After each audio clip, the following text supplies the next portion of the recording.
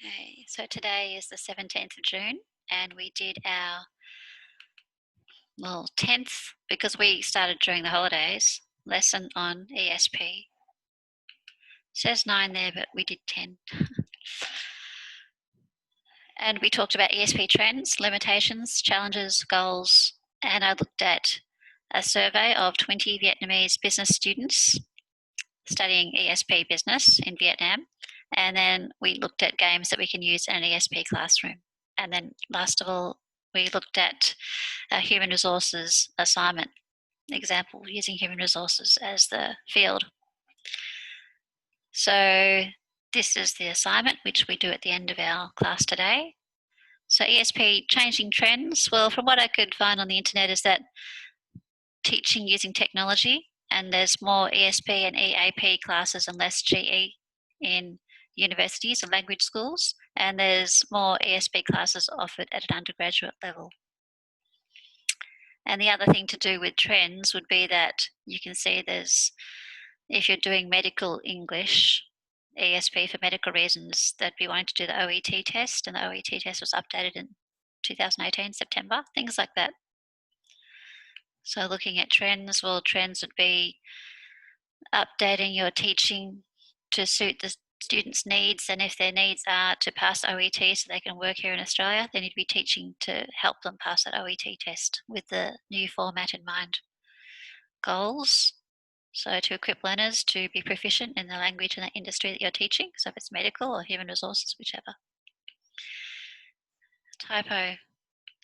So problems and limitations. So this is 20 students interviewed in Vietnam doing a business course, basically. And the teachers' goals in this course were to do these, as we mentioned before. All teachers need to give the students a needs analysis and then work out the syllabus, looking at the needs analysis, and then to work out best teacher practice, meaning looking at the methodology and where they go on excursions and how much homework and the weighting of the assignments. So according to the results of this thesis that was uploaded last year, we've got the link on here on this PowerPoint, difficulties relating to the students doing business English in Vietnam is that often the students came away still with bad pronunciation and listening and speaking skills. And they said that tied in with the teachers mostly being non-native, meaning they're Vietnamese, English-speaking Vietnamese teachers. And difficulty relating to the framework, lack of support, sort of extra help from the admin people, and mixed opinions about which unit should be compulsory, which should be an elective. And in the university itself, that there wasn't enough authentic material and that teachers were not specialised enough.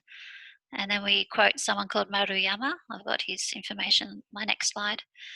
He says that if the materials are aimed at a too high a level, you'll find the students will become disengaged. And in fact, 20% said that they felt bored in the course. The textbook was not detailed enough also. So this Maruyama person, he wrote this report, Changing Dimensions in International Business, as well as other reports. So talking about mostly Asian universities do have too much focus on exams. Maruyama, being Japanese, talked about how you get into the right university in Japan, which starts way back into which kindergarten you go to. The right kindergarten will result in the right university, which puts way too much pressure on students, young students. The feedback from the survey was such that you can see listening skills, very difficult. So about a quarter of the class found listening difficult. And class is too large, so you can see that 50% thought it's very difficult learning with such a large class. In Vietnam, 30 students. They say in some countries there can be as many as 90 students in one class. Difficulties for the teacher, according to this thesis, was that the ESP thought that the textbooks did not have enough in them and that they lacked also the skills needed because they were not native English speakers. And also they did not know how to make that didn't know how to make the lectures more engaging. But on the other hand, I found this from a couple of years ago in the TESOL journal saying that if you cannot find someone, this is based in Vietnam as well, who understands Vietnamese language and culture to a degree, then they'd rather have a Vietnamese, English speaking Vietnamese teacher as opposed to someone completely not a Fey, unaware of anything to do with the Vietnamese language and culture. Difficulties relating to the environment, according to this thesis, was that sometimes classrooms didn't have working projectors or a library with enough resources, and classes too large. So it's 40 people in Vietnam maximum, usually 30 in the class though. Over reliance on exams and needing more time, structured time set aside for one-on-one discussions with the teacher to collaborate with them to work out how to actively use the material taught and to see if they're on par with everything. Recommendations for the student would be these areas: to work with the teacher to work out your own learning objectives and be more active, enhance their learning by being able to use authentic materials, and more time, especially on the active skills of speaking and writing, and those who can find work in the industry also recommended. Recommended from the teacher's point of view would be to have time off to improve their specialised area and to participate in domestic and overseas personal training, PDs, and have access to latest IT and closer relationships with the students. So it's more one-on-one structured timetabling, and to have the teachers update their methodology skills by talking to other teachers in the same area. Teachers can give more practical examples also on what they're teaching. So more excursions using the language and more role plays. More tips on how to use what they've taught.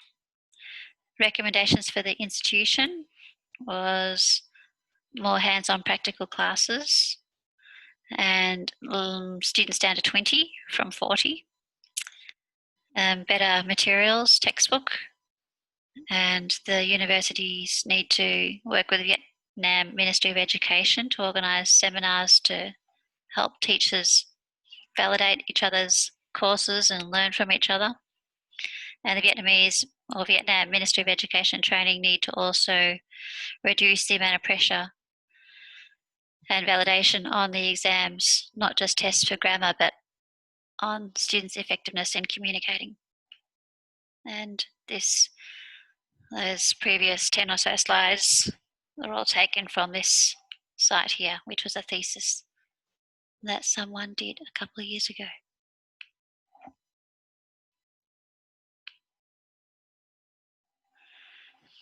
And next part of the discussion we had today was about how to use games in an ESP class. So you can look at this when you see the PowerPoint.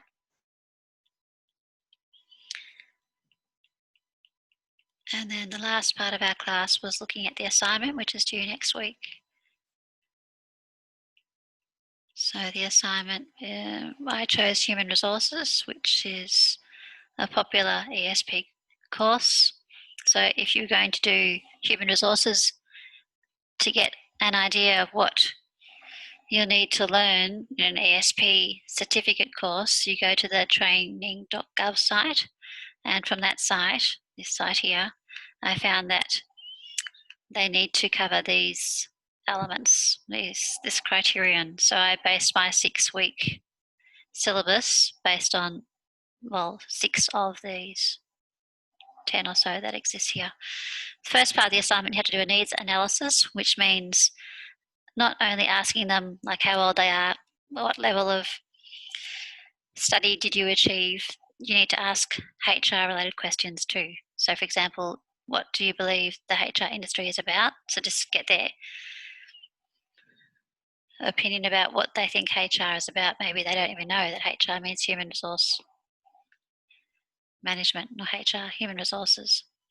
Have you worked in the HR industry? which area of HR have you worked in? Should be area. And do you hold any HR related certificates?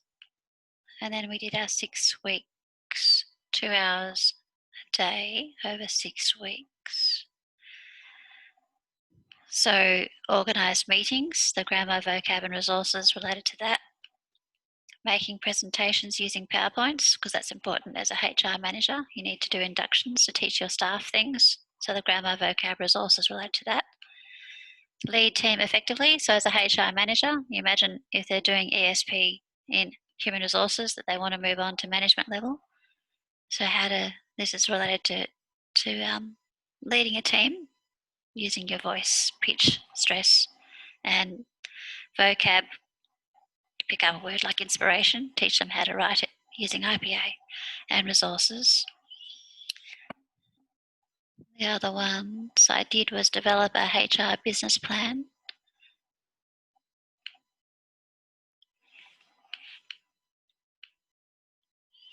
And establish a payroll using Excel worksheet. And interview strategies. So grammar, vocab, resources for that too. So all of them have for the 6 weeks grammar, vocab, resources, and a learning objective or criterion based on what I found was necessary to do the certificate for in human resources on the training.gov site. And last part mentioned about the RTO or the university's values and explanation of their value and how the value is demonstrated. Well, all RTOs or universities have a code of practice. So to offer induction training, so explanation of the value is to teach them what they expect that the staff will be able to do, the rules and procedures if things break down. So looking after the staff. So if someone falls sick, what do you do in that situation? Is there a first aid room that you can take the staff member to? In a 5-star hotel, I imagine there would be. In a small place, maybe not. So what you do to that person, if that person had COVID symptoms, you'd ask them to go home straight away and get tested. So the value would be code of practice, which is to look after the staff you have. Explanation is to offer training, and value demonstrated is by sending a staff member home who had COVID symptoms. Another value would be having a duty of care written up, like a dossier or file that mentions everything that the company will do to look after the staff there. As a human resources manager, you'd be responsible for that. Explanation would be a safety manual, maybe advice on insuring yourself if you're working as a private contractor for the company, and updating staff if there's any laws, bylaws, regulations, the local laws or the federal or state laws as well. So I should put down those laws too. Any changing laws that relate to if it's hospitality, you're a HR manager in a hotel, then you need to tell the staff that because you have a duty of care to tell them. So relating to COVID, for example, so you could put down if the government updates their policy on what to do if you have COVID, maybe you could put that in the staff room so the staff know what to do if they come down with symptoms. And last little bit was where I accessed the resources for teaching this 6-week syllabus, and basically from both these sites, the Australian Human Resources Institute and the Human Resource Management online news site. And that was the end of today's assignment. Okay, and I'll stop recording now.